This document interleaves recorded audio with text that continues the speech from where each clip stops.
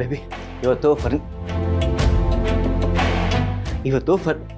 ಏ ಬೇಬಿ ಯಾಕೆ ಇಷ್ಟೊಂದು ಕೋಪ ಏನಾಯ್ತು? ನೀನ್ ಮಾಡಿದ್ ಸರಿನಾ? ನಾನೇನು ಮಾಡಿದೆ? ಈಗಿನ್ನ ಬಿಸ್ನೆಸ್ ಶುರು ಮಾಡ್ತಾ ಇದೀವಿ, ಆಗ್ಲೇ ಗಿಫ್ಟ್ಗೆಲ್ಲ ಇಷ್ಟೊಂದು ಖರ್ಚು ಮಾಡೋ ನೆಸೆಸಿಟಿ ಇದೆಯಾ? ಸೇವಿಂಗ್ಸ್ ಬಗ್ಗೆ ಏನ್ ಯೋಚನೆ ಮಾಡಿದ್ಯಾ? ಅದಾ ಕೋಪ ಕಾರಣ? ಬಾ ಕೂತ್ಕೋ. ಕೂತ್ಕೋ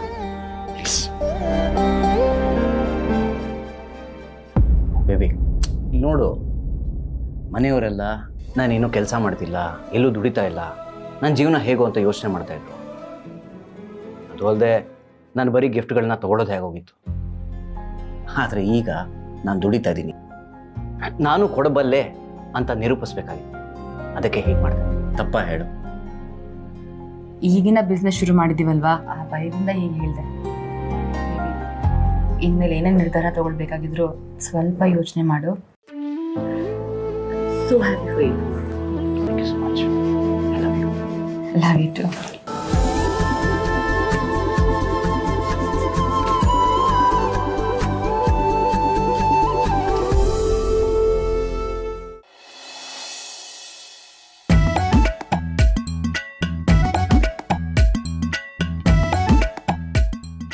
ಏನ್ರಿ ಅದು ಚಿರಾಗ್ ಪ್ರಾಜೆಕ್ಟಾ? ಚಿರಾಗ್ ಪ್ರಾಜೆಕ್ಟ್ ನಾನು ಅಲ್ಲಿ ಯಾಕೆ ಇಡ್ಲಿ? ಇದು ಹೇಗೆ ಮನೆ ಕಟ್ಸ್ಬೇಕು ಅಂತ ನಮ್ಮ ಆರ್ಕಿಟೆಕ್ಟ್ ಹಾಕೊಟ್ಟಿರೋ ಪ್ಲಾನು. ಹೌದಾ? ಎಲ್ಲಿ ತೋರಿಸಿ. ನೋಡೆ, ಇದು ಡಬಲ್ ಬೆಡ್ರೂಮು, ದೊಡ್ಡದಾಗಿದೆ. ದೊಡ್ಡ ಹಾಲು. ಇಲ್ಲೇ ನಿಂದು ಅಡುಗೆ ಮನೆ, ಇಲ್ಲಿ ಬಾಲ್ಕನಿ. ನೋಡು, ಇಲ್ಲಿಂದ ಎಂಟ್ರೆನ್ಸ್ ಬರುತ್ತೆ. ಇಲ್ಲಿಂದ ಡಬಲ್ ಬೆಡ್ರೂಮಾ? ಎಲ್ರಿಗೂ ಸಾಕಾಗುತ್ತೇನ್ರಿ? ಎಲ್ರಿಗೂ ಅಂದ್ರೆ ಯಾರಿಗೆ? ಇದೇನ್ರಿ ಹೀಗೆ ಕೇಳ್ತೀರಾ? ನಾನು, ನೀವು, ಅತ್ತೆ ಮಾವ, ಭಾವನಾ, ಖುಷಿ, ವೆಂಕಿ ಅಜ್ಜಿ, ಅಯ್ಯೋ ಎಲ್ರಿಗೂ ಸಾಕಾಗತ್ತಾ? ತಲೆ ಕೆಟ್ಟಿದ್ದೇನೆ ನಿನಗೆ? ನಾನು ಕಷ್ಟಪಟ್ಟು ಒಂದೊಂದು ರೂಪಾಯಿ ಕೂಡಿಟ್ಟು ಕಟ್ಟಿಸ್ತಿರೋ ಮನೆ. ಇದರಲ್ಲಿ ನಾನು, ನೀನು, ನನ್ನ ಮಗ ಚಿರಾಗ್ ಅಷ್ಟೇ ಇರೋದು, ಬೇರೆ ಯಾರೂ ಇಲ್ಲ. ಬಿಟ್ರೆ ಊರವನ್ನೆಲ್ಲ ಕರ್ಕೊಂಡ್ಬಂದ್ಬಿಡ್ತೀನಿ. ನೋಡ್ತಾ ಇರೇ, ಒಂದು ಒಳ್ಳೆ ಟೈಮ್ ನೋಡಿ ಗುದ್ಲಿ ಪೂಜೆ ಮಾಡಿಸ್ತೀನಿ.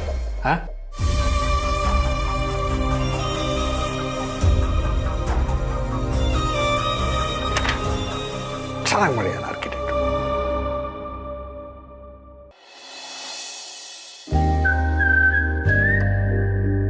ಬಾನಮ್ಮ, ನಾನು ಸ್ಕೂಲಿಗೆ ಹೋಗ್ವಾಗ ನೀವು ನನ್ನ ಜೊತೆ ಬರ್ತೀರಾ? ಹೌದು ಖುಷಿ, ನಿನಗೆ ಸ್ಕೂಲಿಗೆ ಡ್ರಾಪ್ ಮಾಡೋಕ್ಕೆ ನಾನೇ ಬರ್ತೀನಿ. ನನಗೇನಾದರೂ ಕೆಲಸ ಇದ್ದರೆ ಅಜ್ಜಿ ಬರ್ತಾರೆ. ಅಮ್ಮ, ಸ್ಕೂಲಲ್ಲಿ ಎಲ್ಲರೂ ನನ್ನ ಜೊತೆ ಆಟ ಆಡ್ತಾರಾ? ಹೌದು, ನಿಂಗೆ ಸ್ಕೂಲಲ್ಲಿ ಹೊಸ ಹೊಸ ಫ್ರೆಂಡ್ಸ್ ಸಿಗ್ತಾರೆ, ಅವ್ರ ಜೊತೆ ಎಲ್ಲ ಆಟ ಆಡ್ಕೊಂಡು ಇರ್ಬೋದು ನೀನು. ಅಮ್ಮ, ನಾನು ಸ್ಕೂಲ್ಗೆ ಹೋಗ್ತೀನಿ ಅಂತ ಗೌಡ್ರ ಅಂಕಲ್ ಫೋನ್ ಮಾಡಿ ಇಡೋಣ? ಈಗಲೇ ಫೋನ್ ಮಾಡ್ತೀನಿ.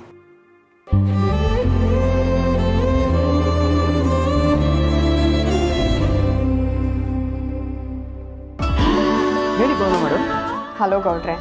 ಓ, ಏನು ಮೇಡಮ್ರೇ, ಏನು ಸಮಾಚಾರ? ನಿಮ್ಮ ಮಾತಲ್ಲೇನೋ ಖುಷಿ ಕಾಣಿಸ್ತದೆ. ಗೌಡ್ರೆ, ಇವತ್ತು ನನ್ನ ಮಗಳಿಗೆ ಸ್ಕೂಲಲ್ಲಿ ಸೀಟ್ ಸಿಕ್ತಲ್ಲ, ಅದಕ್ಕೆ ಅವಳು ತುಂಬ ಖುಷಿಯಾಗಿದ್ದಾಳೆ. ಅವಳನ್ನ ನೋಡಿದ್ರೆ ನನಗೂ ತುಂಬ ಖುಷಿ ಆಗ್ತಿದೆ. ಇದಕ್ಕೆಲ್ಲ ಕಾರಣ ನೀವೇ ಗೌಡ್ರೆ.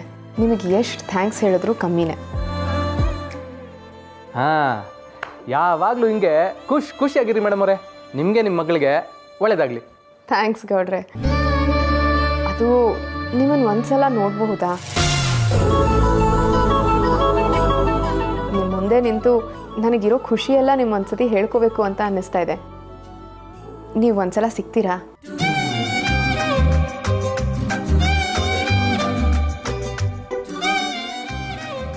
ಗೌಡ್ರೆ, ಅದಕ್ಕೇನಂತೆ ಮೇಡಮ್ರೇ, ಸಿಗಮ್ಮ ಬಿಡಿ.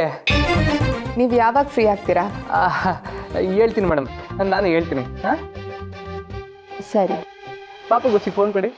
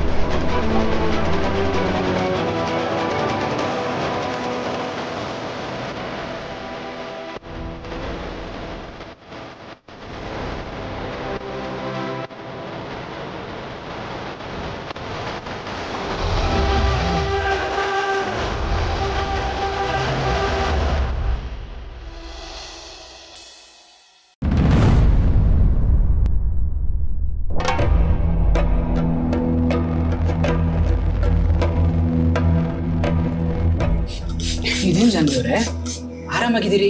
ಸ್ವಲ್ಪ ಟೆನ್ಷನ್ ಆಗ್ತಿಲ್ವಾ ನಿಮಗೆ? ಏನಾಗಿದೆ ಅಂತ ಟೆನ್ಷನ್ ಮಾಡ್ಕೊಳ್ಳಿ ನಾನು. ಇದೇನು ಹೀಗೆ ಕೇಳ್ತಾ ಇದ್ದೀರಿ?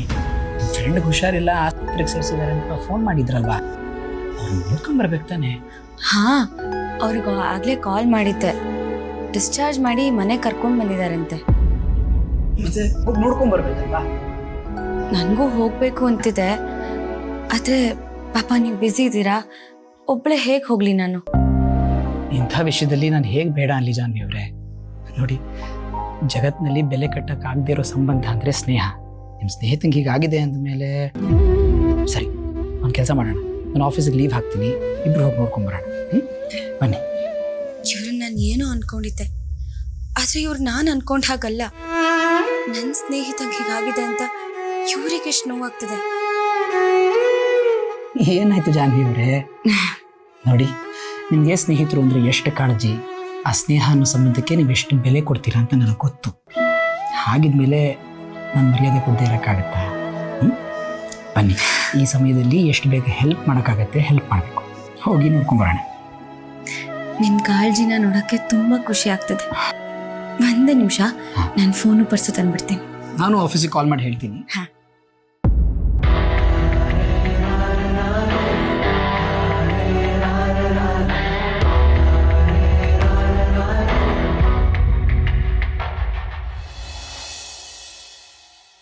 ಆಸ್ಪತ್ರೆಯಿಂದ ಮನೆಗೆ ಕರ್ಕೊಂಡು ಬಂದ್ರ? ಸರಿ ಕಣೋ, ನಾನು ಫ್ರೆಶ್ ಅಪ್ ಆಗಿ ಹೊರಡ್ತೀನಿ. ಹಲೋ ವಿಶ್ವ, ಒಂದು ನಿಮಿಷ, ನಾನು ನಿನ್ನ ಜೊತೆ ಬರ್ತೀನಿ ಕಣೋ. ನೀನು ಯಾಕೆ ಬರ್ತೀಯಾ? ಅಲ್ಲಿ ನಿನ್ಗೇನು ಕೆಲಸ? ನಿನ್ನ ಫ್ರೆಂಡನ್ನ ನಾನು ನೋಡ್ಬೇಕಲ್ವಾ? ಏನು ಹೇಳ್ತಿದ್ಯಾ ನೀನು? ಅಂದರೆ ನಾವು ಅವ್ರ ಅಂಗಡಿಗೆ ಹೋದಾಗ ನಮ್ಮನ್ನ ತುಂಬ ಚೆನ್ನಾಗಿ ಟ್ರೀಟ್ ಮಾಡಿದ್ರು. ಹಾಗೆ ಶಾಪಿಂಗ್ ಮಾಡಬೇಕಾದ್ರೆ ಒಳ್ಳೊಳ್ಳೆ ಸ್ಯಾರಿ ಕಲೆಕ್ಷನ್ಸ್ ಎಲ್ಲ ತೋರಿಸಿದ್ರಲ್ಲ, ಅವ್ರಿಗೆ ಈ ಥರ ಆದಾಗ ನಾವು ನೋಡದೇ ಇದ್ದರೆ ತಪ್ಪಾಗುತ್ತಂತ ಅನಿಸ್ತು, ಅದಕ್ಕೆ ಹೇಳಿದೆ ಅಷ್ಟೆ.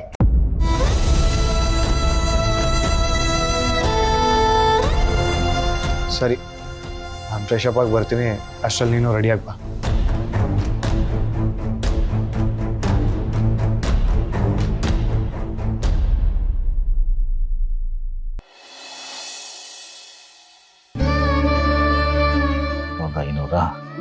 ಆಮೇಲೆ ಪೇಪರ್ದು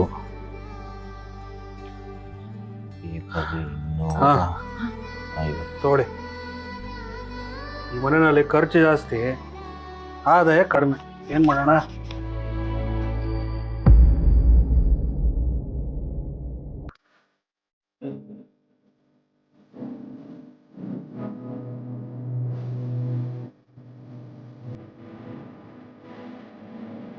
ತಗೋಪಾ.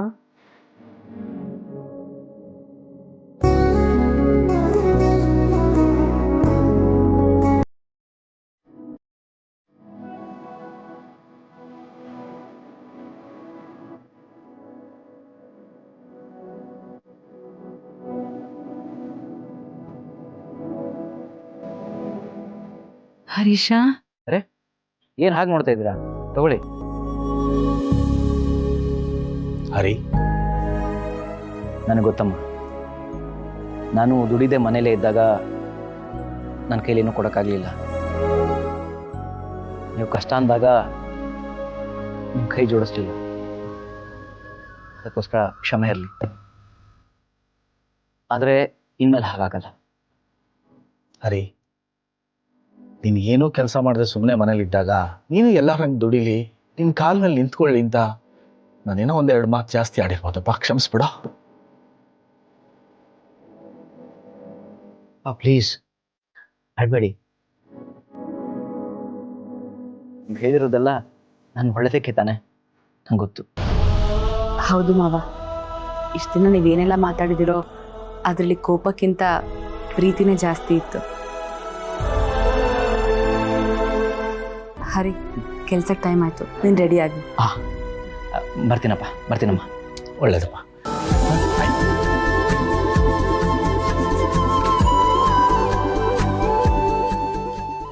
ನಾನು ಹೊಡ್ತೀನಿ.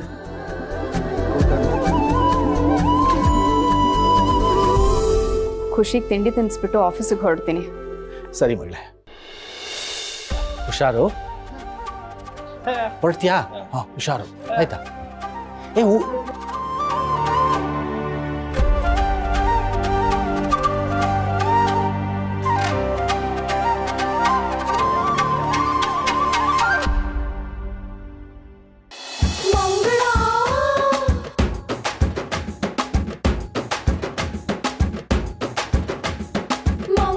ಬಂದೆ, ಒಳ್ಳೆ ಸಮಯಕ್ಕೆ ಬಂದಿದ್ದೀನಿ.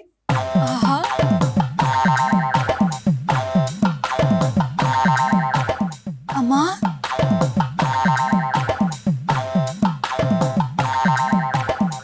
ಮಂಗಳ ಬಾಮ್ಮ, ಚೆನ್ನಾಗಿದೀಯಾ? ಚೆನ್ನಾಗಿಲ್ದೆ ಅವಳಿಗೇನೆ. ಏನ್ ಚಂದನೋ ಏನೋ, 3 ತಿಂಗಳಾಯ್ತು ಗೊತ್ತಾ ಕರೆಂಟ್ ಬಿಲ್ ಕಟ್ಟಿ.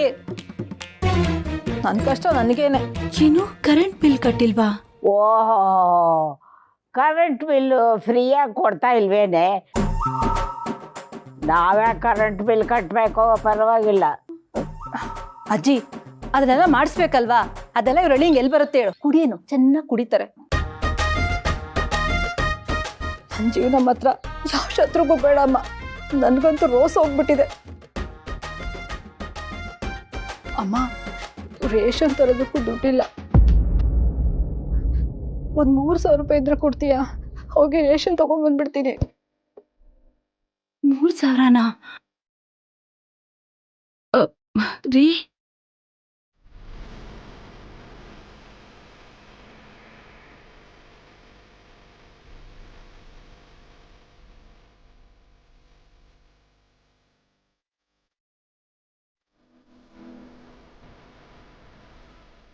ಮಂಗಳ, ಇದರಲ್ಲಿ 5,000 ಇದೆ. ತಗೊಮ್ಮ, ಮನೆ ಖರ್ಚಿಗಿಟ್ಕೋ. ಅಮ್ಮ, 5,000 ರೂಪಾಯಿ?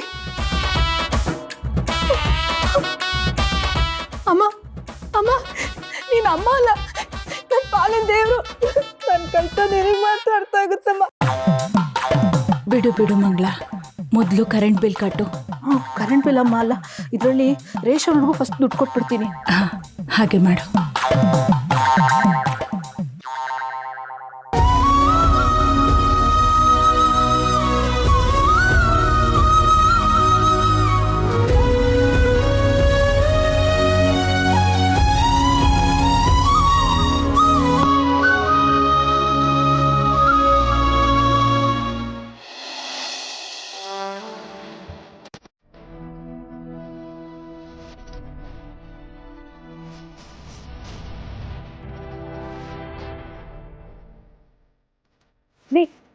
ಬನ್ನಿ.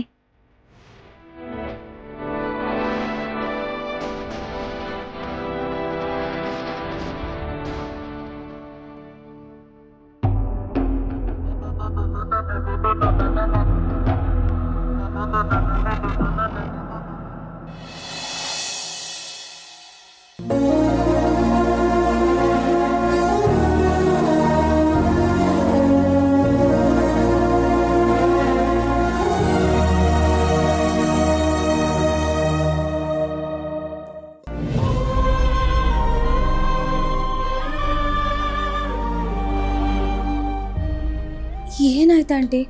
ಏನಿದೆಲ್ಲ? ಏನಾಯ್ತು ಅಂತ ಗೊತ್ತಿಲ್ಲ ಅಮ್ಮ.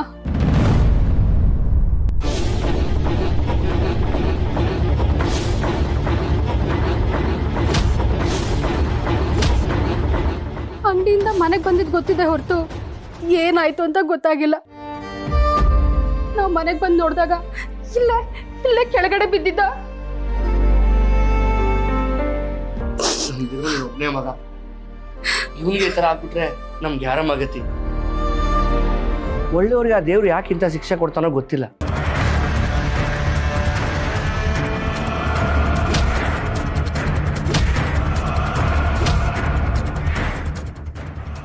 ಅವನು ನಿಮ್ಮ ದೃಷ್ಟಿಯಲ್ಲಿ ಒಳ್ಳೆಯನಿರಬಹುದು, ನನ್ನ ದೃಷ್ಟಿಗಲ್ಲ. ನನ್ನ ಜಾಹ್ನವಿ ತಂಟೆಗೆ ಯಾರೇ ಬಂದರೂ ಇದೇ ಗತಿನೇ. ಅವ್ನು ಯಾರೋ ಹೊಡೆದಿರೋ ಏಟಿಗೆ ಮಾತು ಬರ್ತಿಲ್ಲ, ಕೈ ಕಾಲು ಆಡ್ತಿಲ್ಲ. ಯಾರನ್ನೇ ನೋಡಿದ್ರೂ ಭಯ ಬಿಡ್ತಾನೆ. ಸಮಾಧಾನ ಮಾಡ್ಕೊಳ್ಳಿ ಆಂಟಿ, ಎಲ್ಲ ಸರಿ ಹೋಗುತ್ತೆ. ಇವ್ರ ಮನೇಲಿ CCTV ಕೂಡ ಇಲ್ಲ ಕಣೆ. ಇದ್ದಿದ್ರೆ ಯಾರು ಹೊಡೆದಿರೋದು ಅಂತಾದ್ರೂ ಗೊತ್ತಾಗ್ತಿತ್ತು.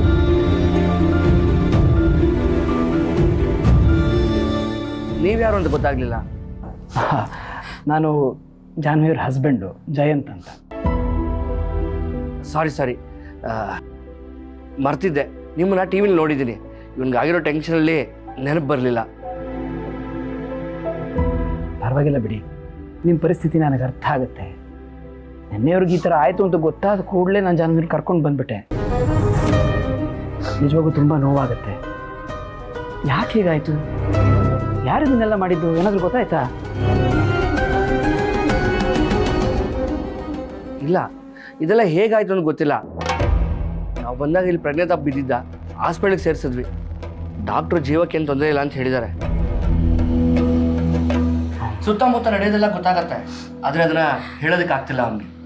ಅದಕ್ಕೆ ಡಾಕ್ಟ್ರು ಮನೆ ಕರ್ಕೊಂಡೋಗಿ ಅವ್ರ ಸ್ನೇಹಿತನ ಕರೆಸಿ ಬಂದು ಮಾತಾಡಿದ್ರೆ ಏನಾದರೂ ನೆನಪು ಬರ್ಬೋದು ಅಂತ ಹೇಳಿದ್ರು.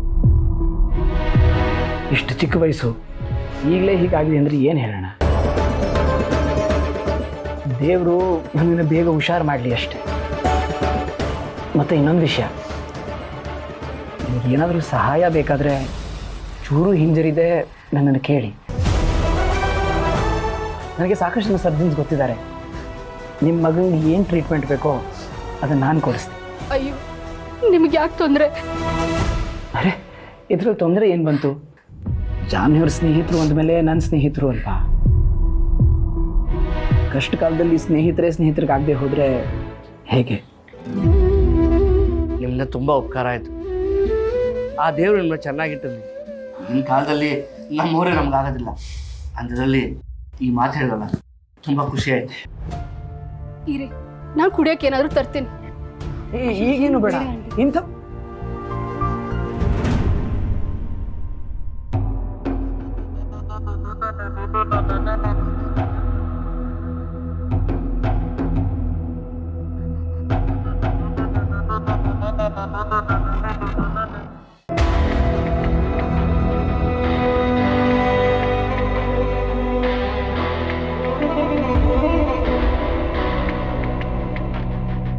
ಡೋಂಟ್ ವರಿ, ಹೇಗೂ ಹುಷಾರಾಗಿದೆಯಾ?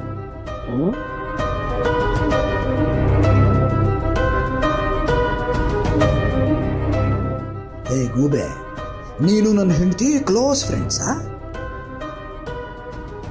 ಅವಳು ನಿನ್ನ ಮಾತು ಕೇಳಬೇಕಾ? ನಾನು ಮನಸ್ಸು ಮಾಡಿದರೆ ನಿನ್ನ ಜೀವನ ತೆಗಿಬಹುದಿತ್ತು. ನೀನು ಉಳಿಸಿರೋದು ಯಾಕೆ?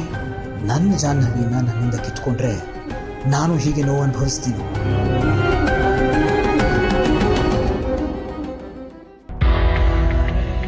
ನನ್ನ ಹೆಂಡತಿ ನಿನ್ನ ಗೂಬೆ ಅಂತ ಕರೆದ್ಲು. ಈಗ ಹೆಸರಿಗೆ ತಕ್ಕ ಹಾಗೆ ನಿನಗೆ ಹಗಲು ಯಾವುದು ರಾತ್ರಿ ಯಾವುದು ಅಂತ ಗೊತ್ತಾಗಬಾರ್ದು. ಹೀಗೆ ಕಣ್ಬಿಟ್ಕೊಂಡಿರ್ಬೇಕು.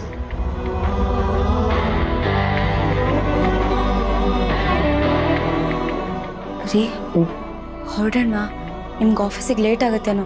ಆದರೆ ಇವ್ರ ಪರಿಸ್ಥಿತಿ ನೋಡ್ತಾ ಇದ್ರೆ ಪಾಪ ಅನ್ನಿಸ್ತಾ ಇದೆ. ಅದು ಅಲ್ಲದೆ ಅವ್ರ ತಾಯಿ ಬೇರೆ ಏನೋ ತೊಗೊಂಡ್ಬರಕ್ಕೆ ಹೋಗಿದ್ದಾರೆ. ಸ್ವಲ್ಪ ಹೊತ್ತು ಇದ್ಬಿಡೋಣ.